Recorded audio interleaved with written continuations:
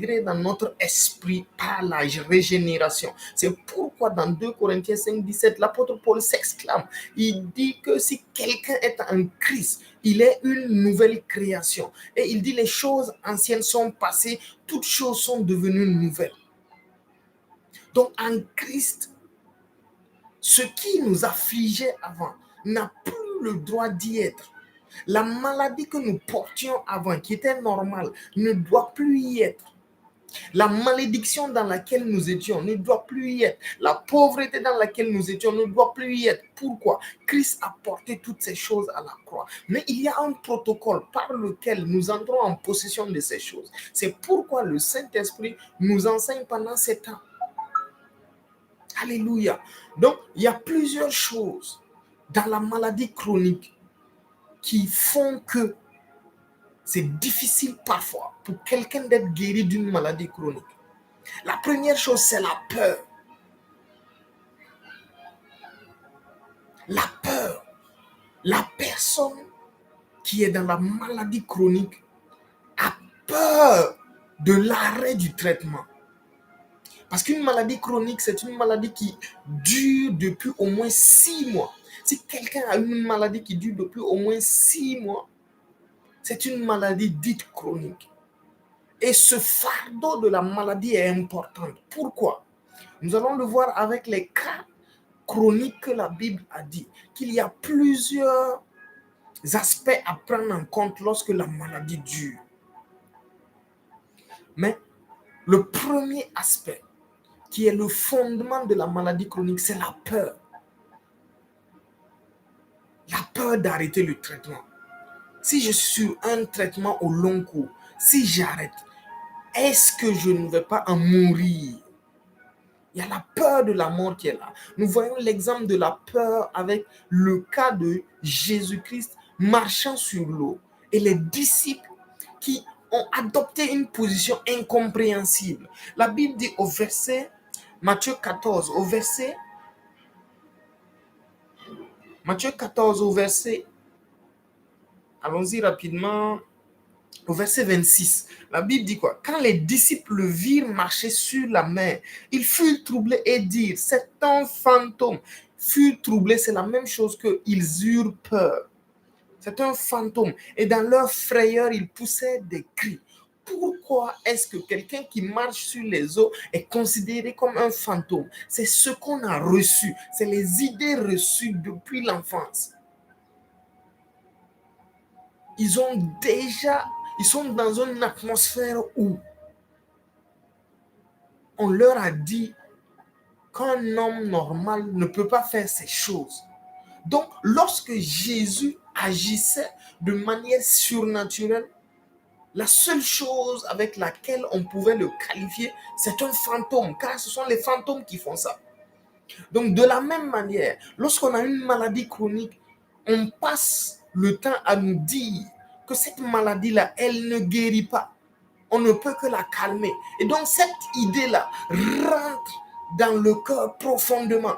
Donc, quand on dit à quelqu'un, Jésus a porté même ta maladie chronique, tu peux marcher dans la guérison, tu peux marcher dans la bonne santé sans le traitement, ça crée déjà une crainte d'arrêter le traitement au risque de mourir. Parce qu'on a longtemps dit que si j'arrête le traitement, je risque de mourir. C'est le traitement qui me maintient en vie. Ce n'est pas ce que Jésus a fait.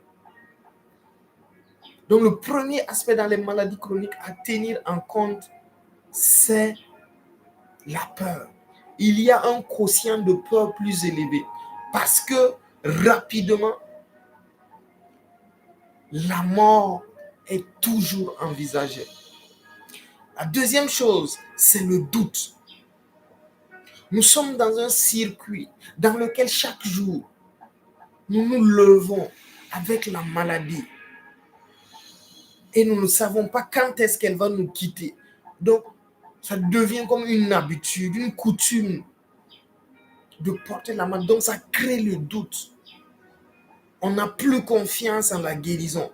On n'a plus espoir. Le désespoir s'installe. Et lorsque le désespoir s'installe, il y a le doute qui est là. Il y a le doute qui est là. Le doute s'installe profondément. Et c'est compliqué de pouvoir sortir de ce cercle vicieux. C'est un cercle vicieux dans lequel, à chaque fois que nous voulons prendre un pas de foi, cela est limité parce qu'on nous a dit d'autres choses qui ont créé des doutes, qui ont créé des forteresses.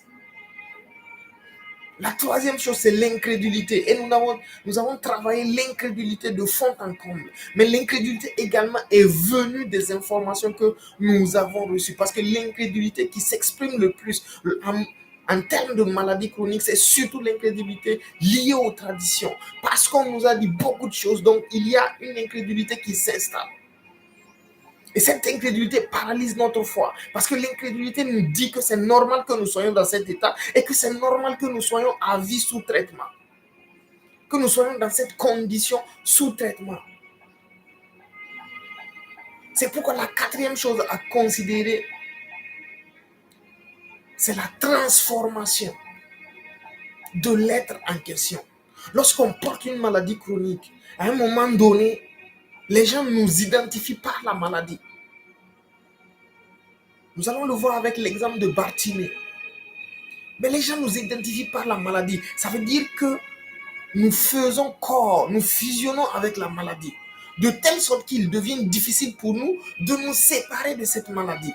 Donc, le risque, ou le quatrième aspect des maladies chroniques qui est très difficile à supporter, c'est cela. Parce que la personne s'approprie la maladie. Donc, sa foi est paralysée. Sa foi ne peut pas être active. Pourquoi? Parce qu'elle possède la maladie.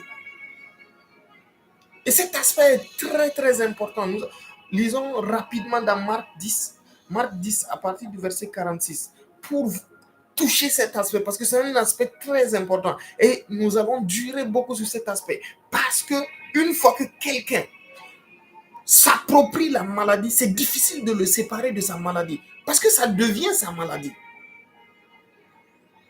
La Bible dit, au verset 46 de Marc 10, verset 46, Marc 10, la Bible dit, ils arrivèrent à Jéricho.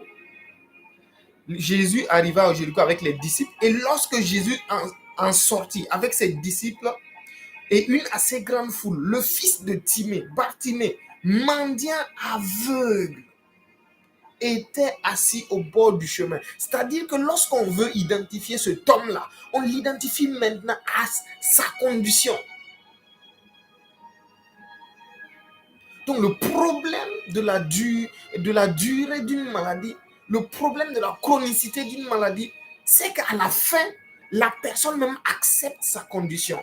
Et c'est là qu'il faut d'abord un travail de renouvellement, un travail de destruction. Il faut dépouiller carrément la personne de la maladie, les séparer avant de pouvoir le guérir.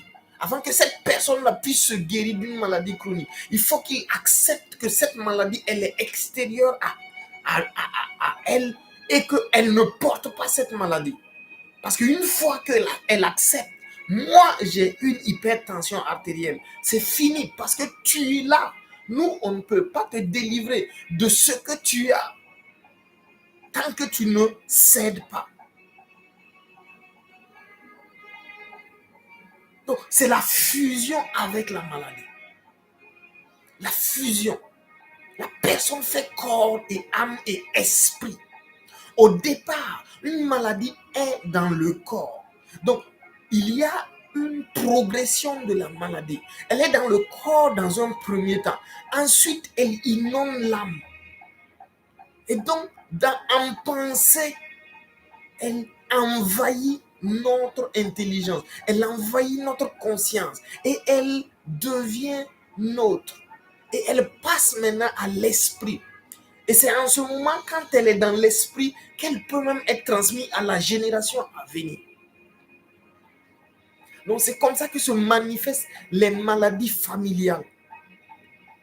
La plupart du temps, lorsqu'elles ne sont pas spirituelles, elles sont liées à l'acceptation, l'appropriation de la personne et des connaissances reçues, de telle sorte que la conscience spirituelle est affectée. Donc, on lui a dit que toi ayant l'hypertension artérielle, tu peux donner ta maladie à ta descendance. Donc, cette idée reste spirituellement, ce qui fait que même dans son génome, elle altère le génome.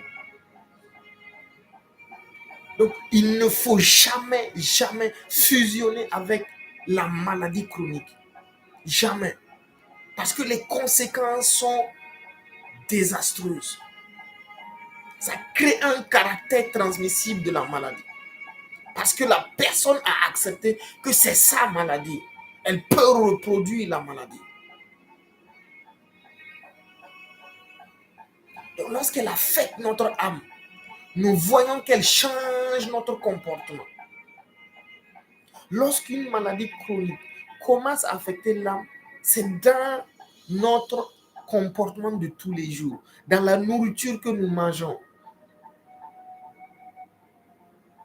et dans la peur que nous entretenons. Si je ne fais pas ça, ceci risque d'arriver. Si je ne fais pas ça, ceci risque d'arriver. Ça, c'est le fardeau psychologique de la maladie chronique.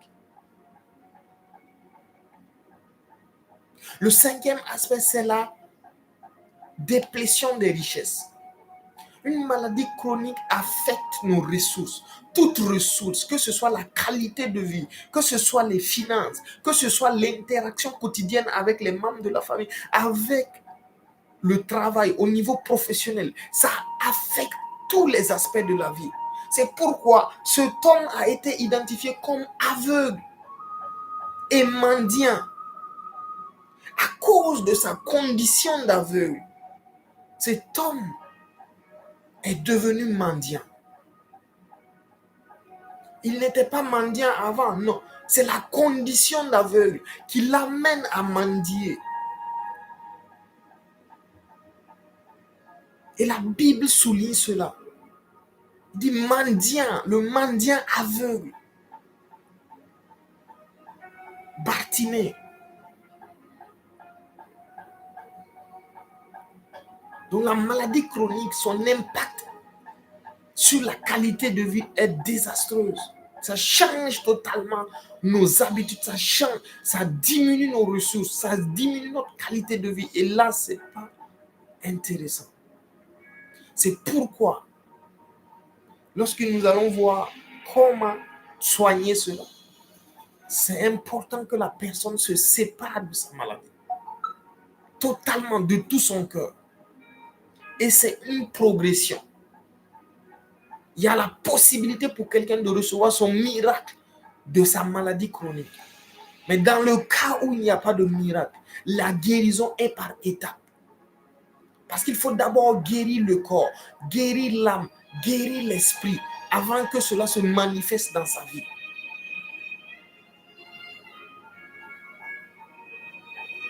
Donc la Bible dit, au verset 47, il dit, il entendit que c'était Jésus de Nazareth. Donc, lorsqu'on veut traiter avec la maladie chronique, la première chose, nous devons entendre beaucoup de choses sur la guérison divine. Nous devons entendre beaucoup de choses sur la parole de Dieu. Nous devons entendre beaucoup d'enseignements sur l'œuvre de la croix. Il faut être en contact, il faut rester connecté. Chaque jour, à chaque instant, à une parole de foi. Parce que lié au doute, à la peur, à l'incrédulité que crée la maladie chronique, il faut réverser le processus en activant de gloire en gloire la foi. Donc la première chose, c'est qu'il faut être inondé de tout ce qui concerne Jésus. Tout ce qui concerne la solution, il faut être inondé de ça. Nous allons voir que c'est la même chose qui s'est passée dans Marc 5 avec la femme à la perte de sang. La première chose, la première étape à faire, c'est d'entendre parler de Jésus. C'est de rester en contact permanent avec la parole du Christ. Au verset 25 de Marc 5, la Bible dit, il y avait une femme atteinte d'une perte de sang depuis 12 ans. Là aussi, nous voyons que elle est identifiée par sa maladie. Ça veut dire que sa condition et elle ne font plus qu'une seule et même personne. Ça, c'est le résultat final d'une maladie chronique. C'est qu'elle transforme la personne qui porte la maladie en la maladie. Et on identifie la personne avec sa maladie. Donc, elle avait beaucoup souffert entre les mains de plusieurs mains. Elle avait dépensé beaucoup de choses et sa situation n'allait qu'en s'empirant. Maintenant, au verset 27, on dit, ayant entendu parler de Jésus. Donc, le premier contact, c'est le contact avec la parole de guérison. Le contact avec Jésus. Ce qu'il a fait à la croix. Sa crucifixion. En clouant nos malédictions, en clouant nos maladies, en clouant nos infirmités, en clouant nos souffrances, en clouant nos douleurs. Être permanemment en contact avec cette parole. Être permanemment en contact avec cette parole. Jusqu'à ce que la foi soit activée. Jusqu'à ce que la foi soit produite en la personne. C'est la première étape. Et donc, pour faire cela, nous l'avions vu la dernière fois dans la méditation, qu'il faut premièrement se séparer, c'est-à-dire trier les informations. Je ne peux pas vouloir marcher dans la foi et écouter toutes les informations et accepter toutes les informations. Non. Donc la première chose que nous conseille le livre de Psaume, la première chose, c'est de nous séparer de tout conseil. Toute information méchante, tout conseil de méchant, de nous séparer de cela. Au verset 1, il dit, heureux l'homme qui ne marche pas selon le conseil du méchant. Donc toute information qui ne va pas activer notre foi, toute information qui n'a pas un lien avec la guérison divine, qui n'a pas un lien avec la grâce qui est en Jésus-Christ, nous devons rejeter cela. Nous devons nous séparer. Si j'avais l'habitude de regarder une émission de santé chaque jour où on ne parlait que de la guérison avec les médicaments, je continue de regarder cela, ça paralyse ma foi. Ça paralyse ma foi parce que ça me donne une information contraire à ce que la Bible dit. Donc, il faut d'abord se séparer du conseil, de l'information qui n'est pas bien. Parce que l'incrédulité, le doute, la peur se nourrissent de l'information. Je ne peux avoir peur d'un fantôme si on ne m'a jamais dit que ce fantôme-là, que les fantômes tuent ou que les fantômes font du mal aux gens. Si tout ce que j'ai entendu sur les fantômes, c'est du bien. Donc, normalement, si je vois un fantôme ou si quelqu'un se transforme en fantôme, cela doit me faire du bien. Et je dois rire, je dois jouir de ça, être heureux. Parce que tout simplement, on m'a dit que les fantômes font du bien. Mais si toutes les informations que je reçois sur le fantôme sont négatives, il est normal que lorsque je vais entendre parler d'un fantôme, je puisse être effrayé parce que j'ai reçu cela. Donc la première chose, c'est d'enlever toute information négative. Donc progressivement, c'est de se séparer de toute source d'information qui n'active pas la foi. Et donc de se connecter à toute information qui parle de l'œuvre achevée de Jésus. Donc, la troisième chose, qui ne s'arrête pas sur la voie des méchants. Qu'est-ce que cela veut dire? Cela veut dire que même dans notre entourage propre, ceux qui n'encouragent pas notre marche, il faut se séparer de ces personnes. Si quelqu'un pense qu'il n'y a pas la possibilité d'être guéri par Christ, il n'y a pas de souci. Moi, j'y crois. Et donc, je me sépare de toute personne qui pense que c'est une hérésie, qui pense que c'est de la folie. Car la folie de Dieu est plus sage que la sagesse des hommes. Donc, tout le monde n'est pas obligé de nous accompagner dans notre marche de foi pour guérir de notre maladie chronique. Non.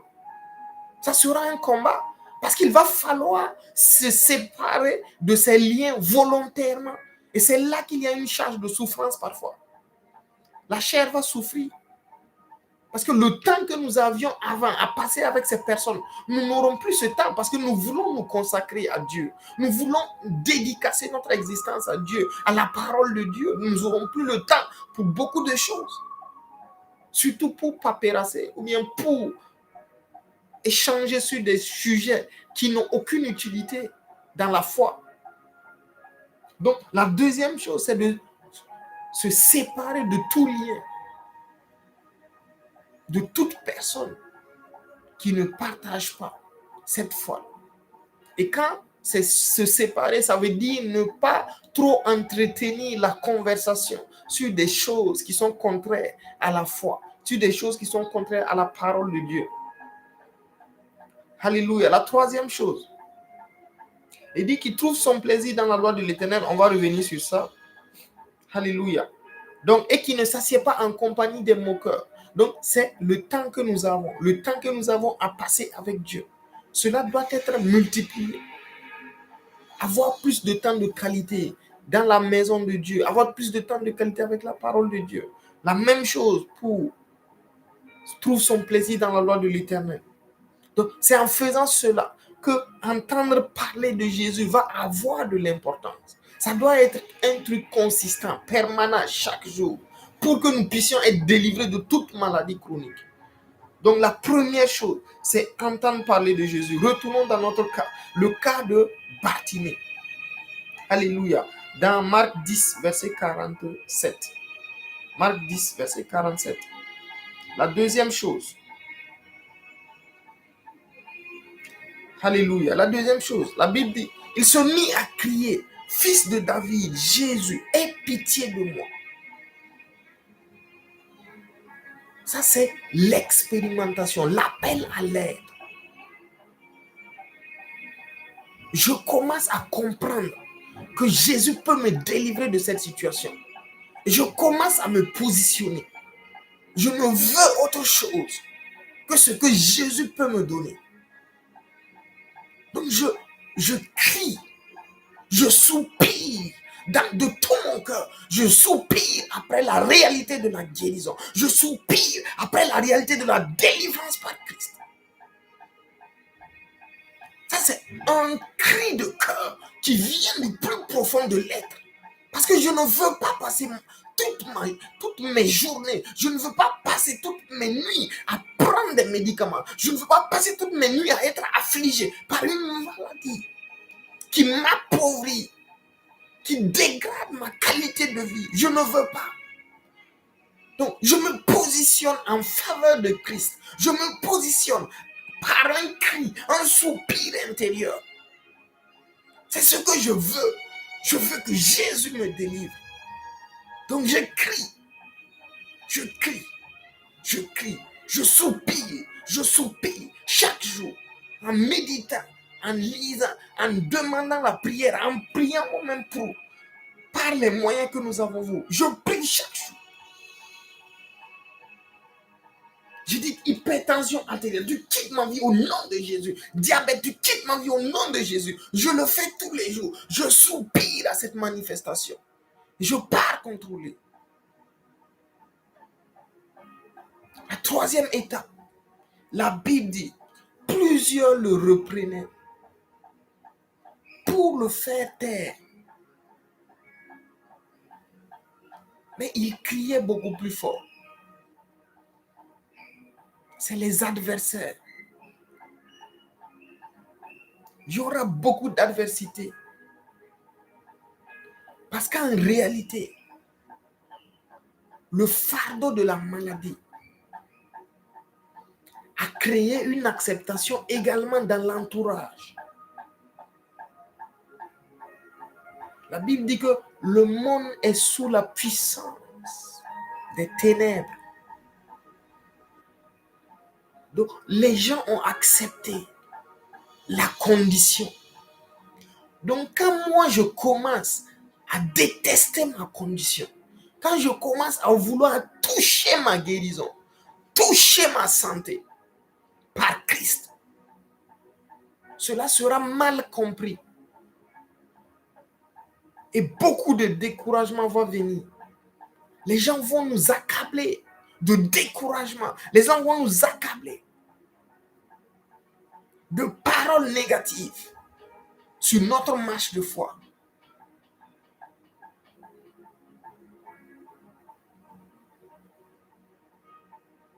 L'adversité vient également des symptômes. Parce qu'à un moment donné, lorsque nous sommes habitués à traiter une maladie, lorsque nous arrêtons, les symptômes vont être plus exacerbés.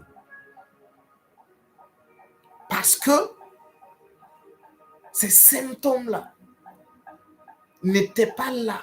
Elles étaient calmées. Donc, pendant longtemps, elles étaient calmées. Pas des traitements, pas des conditions, pas des exercices. Mais là, nous arrêtons tout et nous voulons faire marcher notre foi. Donc, ces symptômes vont être encore plus intenses. Et cela va créer une résistance à la foi. Cela va vouloir bloquer notre marche. Cela va vouloir empêcher que nous puissions continuer. Donc, c'est ici que Hébreux 6:12 a son importance. Elle dit, par la foi et la persévérance, nous héritons des promesses de Dieu. Donc, la persévérance. C'est en ce moment que nous demandons la capacité au Saint-Esprit. Donne-moi d'être persévérant dans cette épreuve. Saint-Esprit, infuse ta persévérance. Parce que dans Romains 15:5, il dit que Dieu est le Dieu de la persévérance. La persévérance n'est pas en l'être humain. L'apôtre Pierre décrit l'homme en disant que l'homme est un être. C'est comme une fleur qui se fane lorsque le soleil se lève. Pour dire que nous n'avons pas de persévérance en nous-mêmes. Donc, ce n'est pas par notre capacité que nous allons être délivrés. Puisque même pour le paiement de notre santé, pour le paiement de notre guérison, ça n'a pas été par nous, c'est par Christ. Et le Saint-Esprit est en nous, afin qu'à chaque fois que nous avons besoin d'une vertu divine, que nous avons besoin d'une qualité divine pour que notre foi puisse produire des fruits que nous lui demandons. Et avec joie, avec plaisir, le Saint-Esprit va nous accorder cela. Cette étape est très importante. Nous ne pouvons pas persévérer par nous-mêmes. C'est par le Saint-Esprit. Mais il faut demander la grâce au Saint-Esprit. Parce que si Christ a pourvu cette santé, et il l'a pourvu, alors le Saint-Esprit est celui-là qui manifeste cette santé dans notre vie. C'est lui qui nous enseigne ces choses. C'est lui qui nous donne la force, le vouloir et le faire, de pouvoir marcher dans la parole de Dieu. C'est lui qui glorifie Jésus. C'est lui qui donne la capacité de glorifier Jésus. Donc tout dépend de lui. Lorsque nous voulons nous-mêmes marcher avec le Saint-Esprit, les résultats seront toujours probants. Les résultats seront toujours favorables. Alléluia. Donc, qu'est-ce que Bartimée a fait? Il a persévéré. La Bible dit, mais il criait beaucoup plus fort. Fils de David, aie pitié de nous. Parce que les adversités sont beaucoup. Lorsque nous voyons que là, nous sommes en train de perdre, c'est la persévérance. C'est de faire plus qu'avant. C'est de faire plus qu'avant.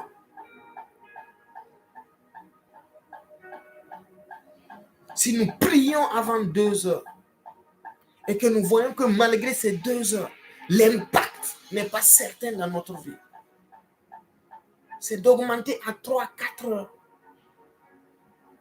Plus l'adversité est grande, plus cela demande encore plus de communion, encore plus de dédicace, encore plus de consécration de notre part pour pouvoir y arriver. La Bible dit Jésus s'arrêta et il dit, appelez-le. Il appelait l'aveugle en lui disant, prends courage, lève-toi. Il t'appelle. Alléluia. Donc, il t'appelle et Jésus l'a appelé. Jésus l'a appelé. Et Bartimée est venu. Bartimée est venu. Il a accepté la parole de Dieu. Il a accepté la parole de guérison. Et il est rentré dans la bénédiction de cette parole. Et donc Jésus lui a demandé, définis ce que tu veux. Qu'est-ce que tu veux que je fasse pour toi? Alléluia. Gloire à Dieu. Et Bartimée a dit, je veux retrouver la vue. Donc nous devons être précis dans notre prière. Nous devons être précis dans notre marche. Je veux la santé. Je veux la santé. Je suis dans la santé. C'est ce que je veux.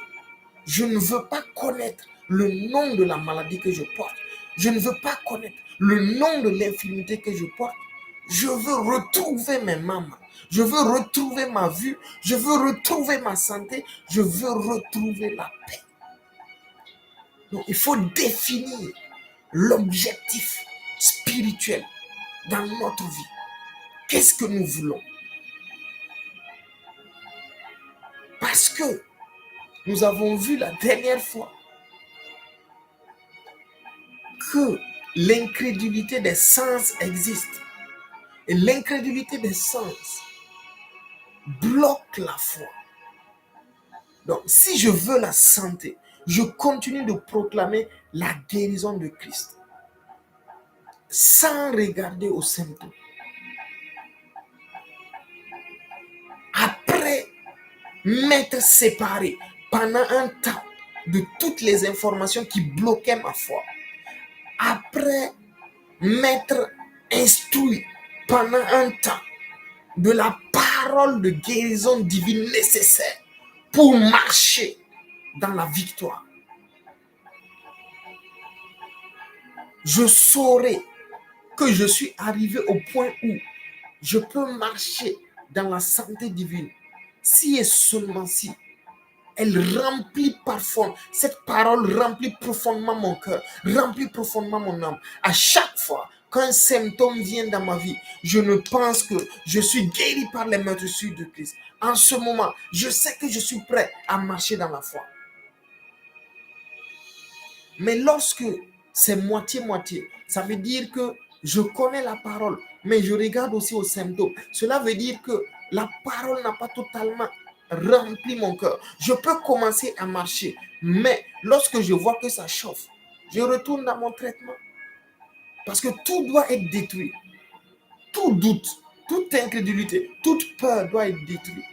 Et parfois, il faut se faire aider par la prière, par le jeûne, par la communion avec le Saint-Esprit. Beaucoup plus de séparation, beaucoup plus de consécration. Pour ce qui est de la maladie chronique, il faut de la séparation chaque jour. Lorsque je finis mon travail, je rentre dans ma chambre, dans mon lieu secret. Pendant 2 heures, je suis en train de parler en langue, ou je suis en train de lire la Bible, ou je suis en train de faire un exercice spirituel pour que la parole remplisse abondamment mon cœur. Après 6 mois, la foi est là, la foi est activée. Tout ce qui était épine, tout ce qui était pierre, tout ce qui était herbe, qui était autour de ma foi, a été déraciné, a été terrassé. Donc je peux activer, je peux marcher par la foi maintenant et conquérir ma santé, même malgré la maladie chronique. Donc c'est un exercice. C'est un exercice qu'il faut faire régulièrement, chaque jour. Donc, la Bible dit, Bartimée dit à Jésus, que je recouvre la vue, que je recouvre la vue. Et Jésus lui dit, qu'il te soit fait selon ta foi. Donc, sa foi était pour recouvrir la vue. C'est pourquoi, malgré l'intimidation des gens, malgré le découragement que les gens lui ont donné, malgré les obstacles, il a continué à crier, « Fils de Dieu, aie pitié de moi. Fils de Dieu, que je recouvre la vue. Je veux quitter cette situation. Je veux quitter cette situation. » C'était son cri, le cri de son cœur. Et c'est pourquoi son cri a été entendu au ciel. Et Jésus lui a dit, alléluia, il lui a dit, va, ta foi t'a sauvé. Aussitôt, il recouvra la vue et suivit Jésus. Donc lorsque notre foi est activée, le résultat est immédiat. Immédiatement, les symptômes disparaissent. Immédiatement. Peut-être parfois, nous n'allons même pas le savoir. Ça peut être même dans notre sommeil. Les symptômes vont disparaître. Tout simplement parce que nous avons activé notre foi. De telle sorte que aucun obstacle n'a pu nous empêcher de montrer à Dieu et à sa parole que nous voulons une autre dimension de notre vie, que nous voulons autre chose, que nous avons marre de vivre la vie que nous vivons. Nous avons marre de porter cette maladie qui s'identifie presque à nous. Donc il faut de la colère spirituelle. Il faut être en colère contre cette maladie. La colère spirituelle. Sinon, les maladies chroniques sont résistantes à cause de tous les obstacles qui l'entourent, toutes les informations qui l'entourent. Il faut se mettre en colère et dire, je veux quitter cette situation. Je veux quitter cette situation. Retournons voir la femme à la perte de sang. Marc 5. Elle avait tout dépensé. Donc, on voit ici encore l'appauvrissement, la dégradation de la qualité de vie. Ayant entendu parler de Jésus, elle vint par derrière, dans la foule par derrière, et toucha son vêtement. Pourquoi? Sa foi était basée sur le fait que si je touche Jésus, je reçois ma guérison. Nous définissons notre foi. Nous définissons le moyen par lequel nous voulons être guéris. Si c'est l'imposition des mains, nous disons, j'imposerai les mains jusqu'à ce que cette maladie quitte. Si c'est par le nom de Jésus, au nom de Jésus, cette maladie va quitter. Donc, nous nous fixons. Nous fixons notre foi. Qu'est-ce que nous voulons? Qu'est-ce que nous voulons? Elle voulait toucher et voir sa maladie partir. Elle a touché, sa maladie est partie. Il y en a, c'est par l'imposition des mains qu'ils sont guéris. Il faut toucher. Donc nous déterminons notre foi. Le moyen par lequel nous voulons être guéris. Si c'est par la prière d'un frère, d'une soeur, d'un homme de Dieu, c'est à nous de définir. Le jour où j'irai à tel enseignement, le jour où cet homme va prier pour moi, je serai guéri de ma maladie. C'est possible. Et c'est ça la foi. C'est de définir à l'intérieur de nous, au plus profond de nous, qu'est-ce que je pense qui peut me délivrer par Christ. Parce que là, je suis arrivé au bout du souffle. Je suis arrivé au point où je ne tolère plus cette maladie. Je suis en colère contre cette maladie. Et la deuxième chose, je définis mon moyen de guérison. Parce que la maladie est venue par des causes. De la même manière, elle va partir par des moyens.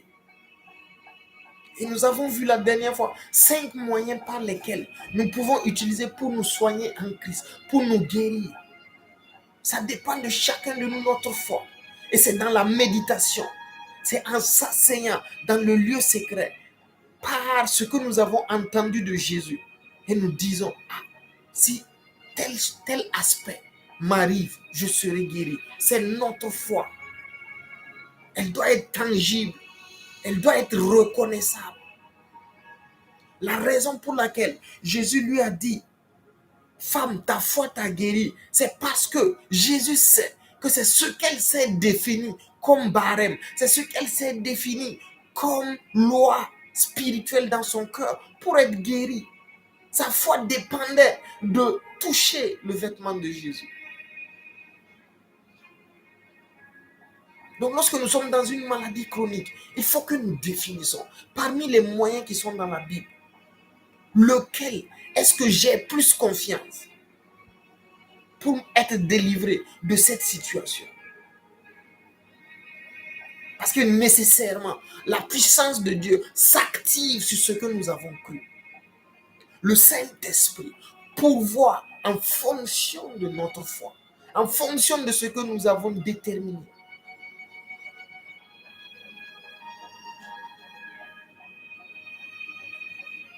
Alléluia. Donc au même instant, la perte de sang s'arrêta et elle sentit dans son corps qu'elle était guérie de son mal. Jésus connut aussitôt en lui-même qu'une force était sortie de lui et se retournant au milieu de la foule, dit: qui a touché mes vêtements?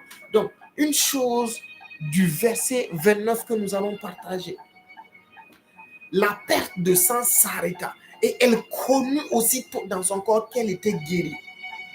Nous devons définir à quel moment nous pensons que nous sommes guéris. Elle pensait qu'elle est guérie si et seulement si le sang s'arrêterait. Nous, en Christ, nous déterminons à quel moment est-ce que je pense que je suis guéri.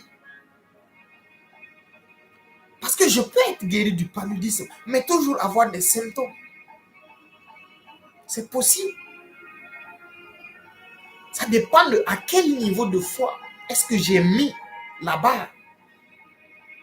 Si pour moi, être guéri, c'est croire entièrement que Christ est mort, ressuscité pour moi, par ses meurtrissures, je suis guéri. Si c'est par ses meurtrissures, je suis guéri. Donc les symptômes ne veulent pas dire que je suis malade. Les symptômes ne changent en rien. La paralysie ne change en rien. Ce n'est pas parce que je ne peux pas marcher que je ne suis pas guéri.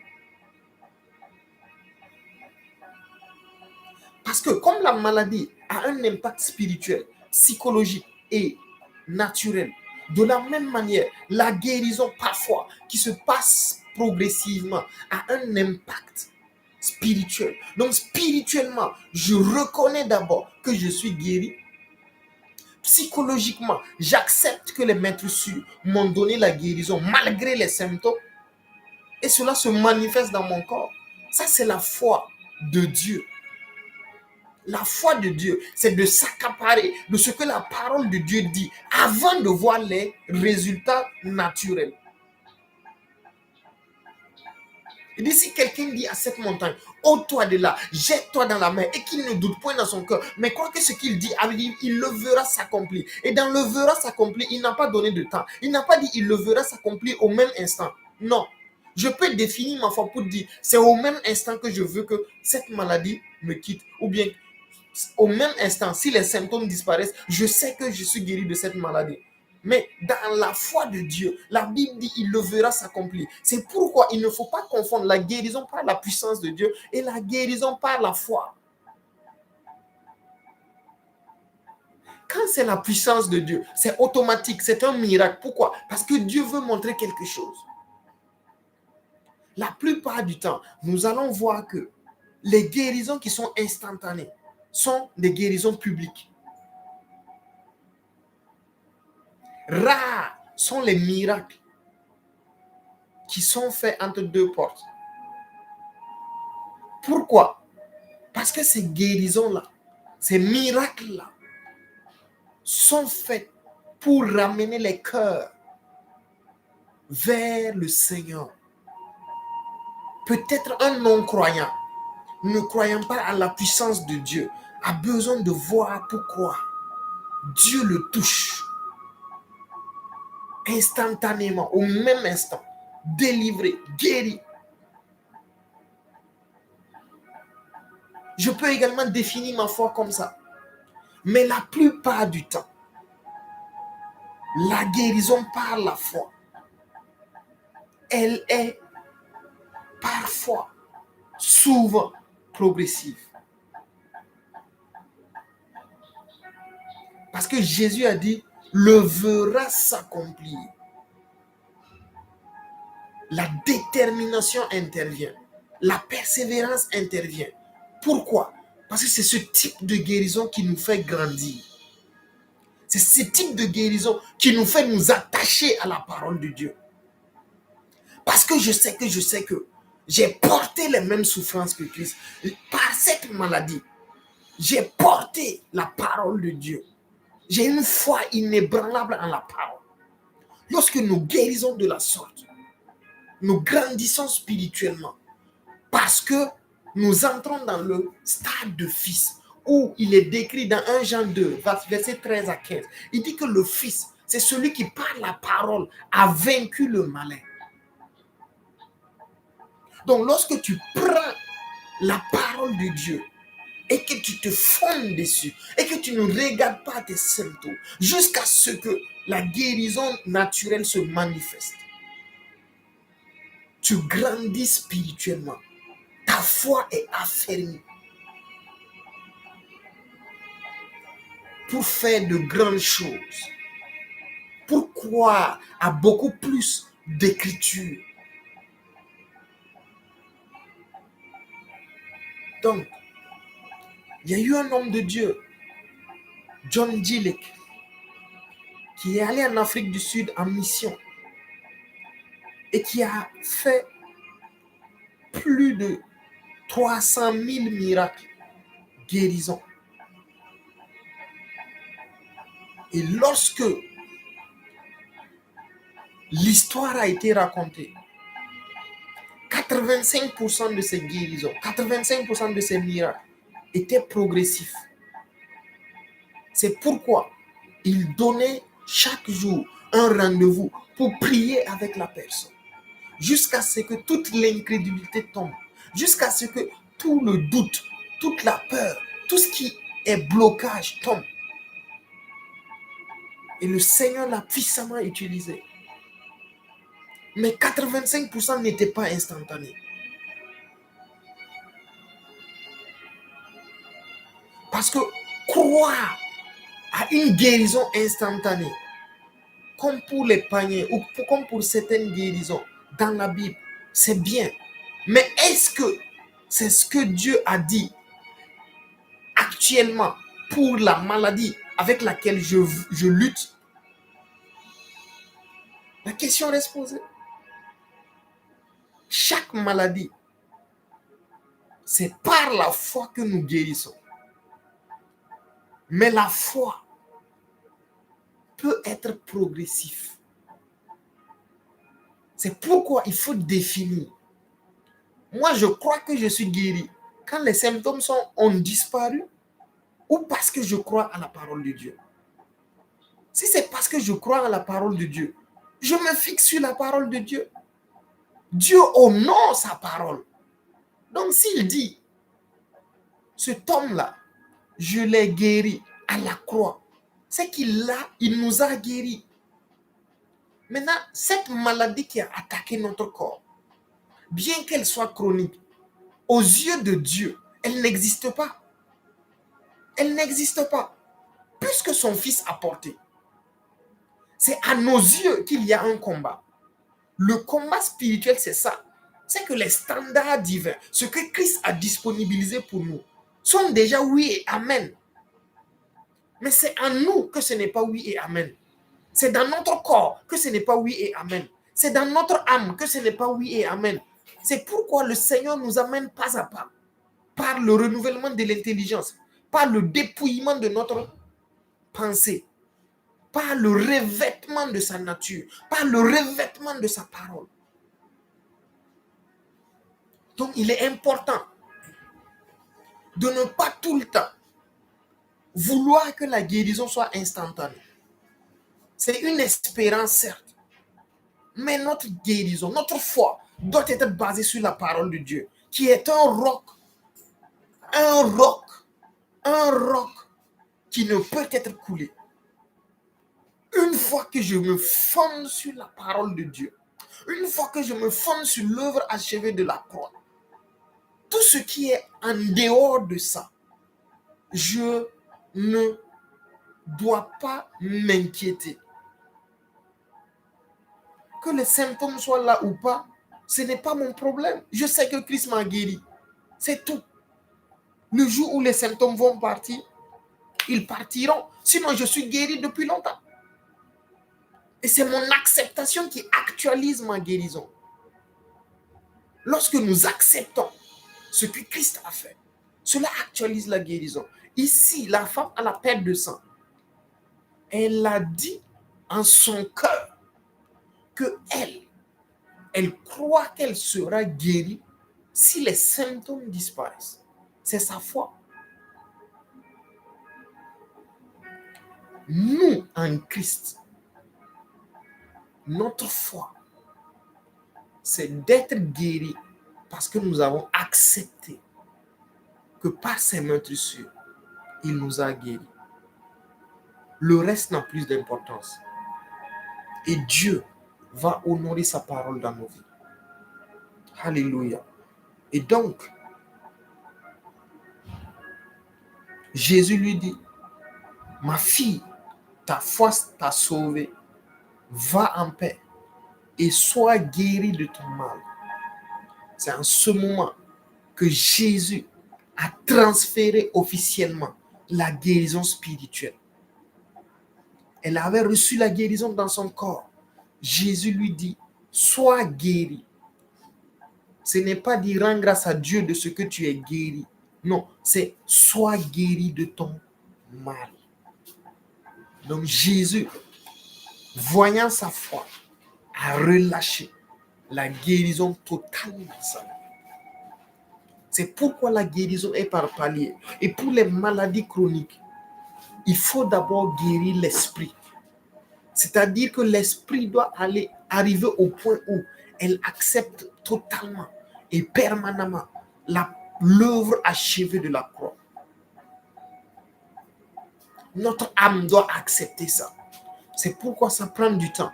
Et à cause de cela, il faut de la séparation. Il faut de la consécration. Pour que Dieu puisse travailler d'abord sur le plan spirituel, comme il l'a fait avec la femme à la perte de sang. Il a relâché la guérison spirituelle. Bien que la femme était guérie dans son corps. Et donc, elle est allée, elle n'a plus jamais eu cette maladie. Pourquoi? Parce qu'elle était totalement délivrée. Il dit, si le Fils nous rend libres, alors nous serons réellement libres. Je peux prendre des médicaments et être guéri. Mais la réalité de la guérison totale, ce qui peut m'empêcher même de faire encore cette maladie, c'est si Christ, lui, il me guérit. Si Christ, lui, il me touche. Si Christ, lui, il apporte la guérison. Alléluia. Et donc pour cela, il faut la consécration. Il faut la consécration. Il faut tout le temps être dans un esprit de prière. Être dans un esprit de jeûne. Être dans un esprit de communion avec le Saint-Esprit. Permanemment, de communion avec la parole de Dieu. Pour pouvoir activer la foi. Pour pouvoir détruire toutes les incrédulités. Détruire tout le doute. Toute la peur cachée derrière. Donc on peut guérir de la maladie chronique par Christ. C'est possible. C'est possible. Et Christ a guéri plusieurs personnes de la maladie chronique. Ses disciples ont guéri plusieurs personnes de la maladie chronique. Nous voyons le cas de Pierre. Nous allons le lire dans Actes chapitre 9, versets 32 à 34.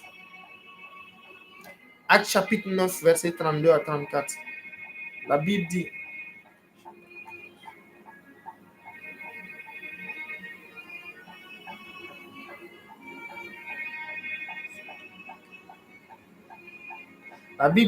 Actes chapitre 9, versets 32 à 34, il dit, comme Pierre visitait tous les saints, il descendit aussi vers ceux qui demeuraient à Lydie. Il y trouva un homme nommé Aîné, couché sur un lit depuis 8 ans, paralytique.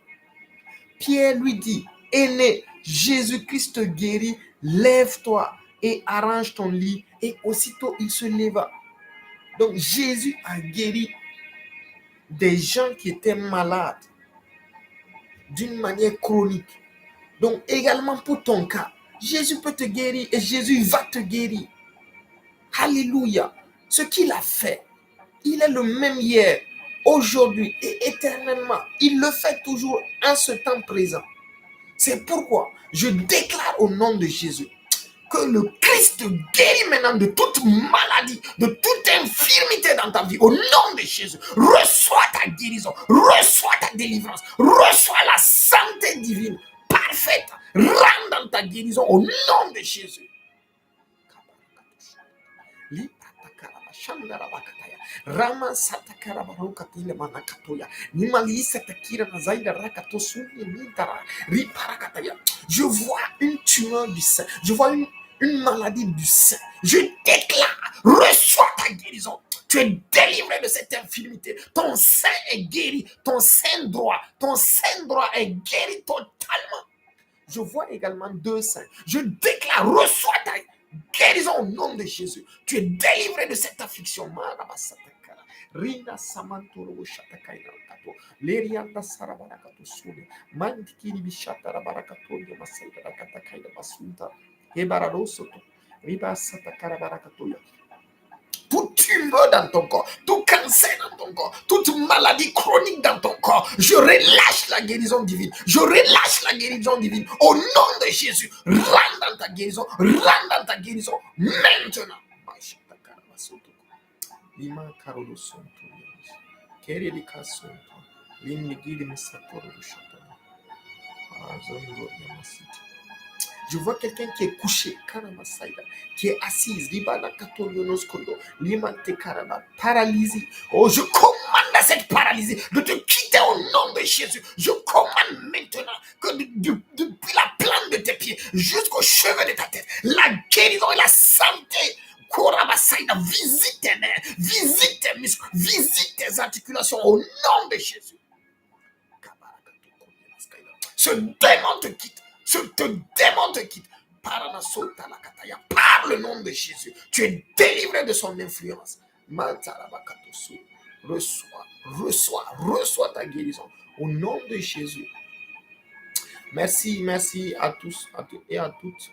À la prochaine pour une autre révélation du Saint-Esprit. Shalom, shalom et merci.